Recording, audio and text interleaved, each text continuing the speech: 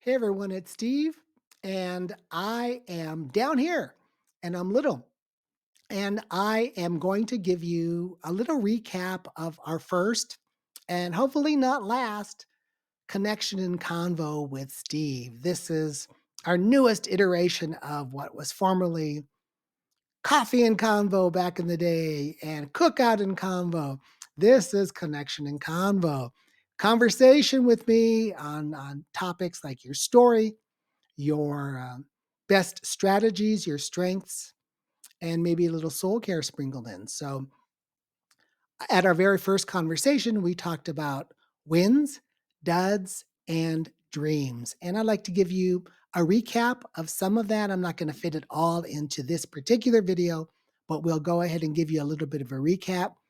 As you know, if you know me, but you don't know if you don't know me. So let me recap that wins stands for what I need to savor. I'm so big on gratitude, on catching people doing something right, on just having eyes to see the goodness of God in your life, your own growth and progress. When we savor things, we slow down and we really take them in. We really enjoy moments, and that's what we do with food. These are ribs that Bonnie and I did on our own um, smoker, and we're going to smoke some ribs tomorrow, and I'm excited about that. So this is a great example. You know, when you smoke ribs, you do it low and slow, hours on end to get these just fall off the bone tender. And there's something to be said for slowing things down so we can really see um, any of these bullets that you see here, achievements that you have completed, or maybe it's progress along your achievements, blessings you've experienced, and breakthroughs. I'm just wondering, where are you this year that you weren't last year? What progress have you made? What are you grateful for? What are the joys? I'd like to ask, where is the joy? What kindnesses have you received even today? What provision has God made? What solutions have you discovered? What pleasant surprises? All of these are great fodder for savoring.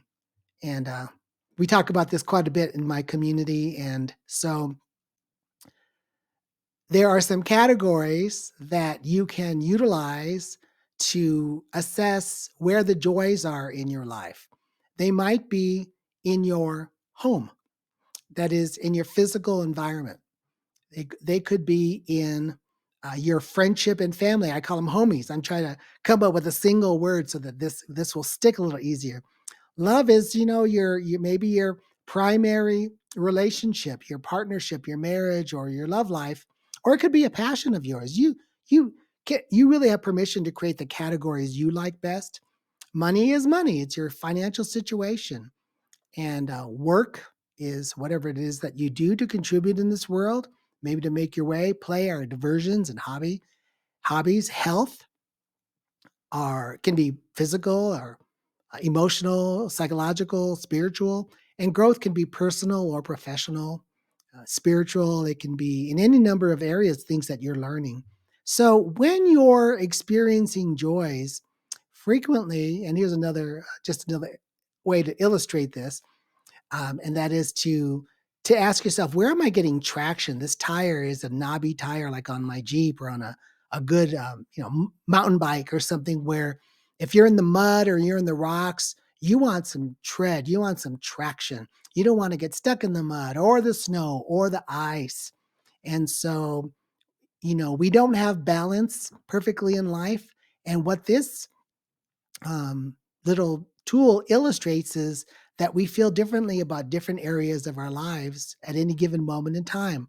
You know, we may be, this person is feeling very full in terms of their love life, but not as full in terms of their friends. I mean, maybe they're neglecting their friends and their friends are kind of, you know, punishing them because they're feeling, you know, slighted because this person who's in love is spending all their time with that special someone. That can happen. We're never going to get it perfectly right, but where's the joy right now and where does it hurt? This person isn't, you know, as full in that money department. That's not that they don't have money, but they're just not as happy with their financial situation as they might be, but they're feeling really good. They're really growing. Maybe that financial hardship is causing them to really, evaluate what matters most. And maybe it's, purifying them somehow from some materialistic stuff. But whatever the case, the wheel of life illustrates that we feel really full in some areas sometimes and less full in others. And to bring this home, that's also what happens when it comes to our duds, our disappointing, unfortunate, and difficult situations. When it comes to the duddy things in our lives, where we've experienced disappointment, again, frequently there, something happened at work that has us down, or it was unfortunate. Something happened in the family or with friends that was, stressful, and you had to have a difficult conversation, perhaps, whatever it might be. Both the wins and the duds happen in the same areas of life and sometimes simultaneously. And so I'll just leave this with you, a little stuff to ponder. I hope that you will be um, empathetic with yourself and with others, that all of us are struggling somewhere at any given moment of time. And there's almost always something or someone for which we can give thanks and find gratitude and joy in. So, where are your wins right now? What are the areas where you experience some disappointing, unfortunate, and difficult situations? I love to hear. Thank you for being part of my community. I'm creating community, and I'm looking forward to more gatherings. And I love to hear from you, and I'd love you to tell me what your thoughts are about the Wheel of Life, your wins and duds. We'll give you more on dreams in our next video. Take care.